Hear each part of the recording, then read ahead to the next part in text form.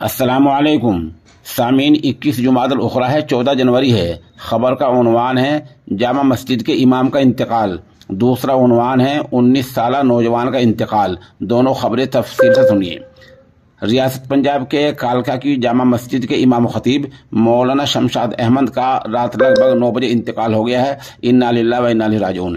اس بارے میں مولانا سید اظہر حسن نے سوشل انڈیا نیوز کو بتایا کہ لگ بھگ 50 سال تک امامت کرنے والے مولانا شمشاد احمد کا رات 9 بجے انتقال ہو گیا ہے۔ آپ یعنی مولانا مرحوم بچوں کو قرآن کریم کی تعلیم بھی دیا کرتے تھے۔ پسماندگان میں 2 بیٹے اور 1 بیٹی ہے۔ امام مرحوم کی وفات پر مولانا اشرف علی اور حافظ عبد المالک نے گہرا رنج و الم کا اظہار کیا ہے۔ اس خبر کے لیے ہم مولانا سید اظہر حسن مفتاحی اور قاری مہتاب کے شکر گزار ہیں۔ دوسری طرف سرساوا کے پاس گاؤں حسین پور کے رہنے والے 19 سالہ نوجوان محمد محفوظ کا سڑک حادثے میں انتقال ہو گیا ہے۔ اس خبر کے لیے ہم جامع مسجد کارگی دہرادون کے امام خطیب مولانا دانش مظاہری کے شکر گزار ہیں۔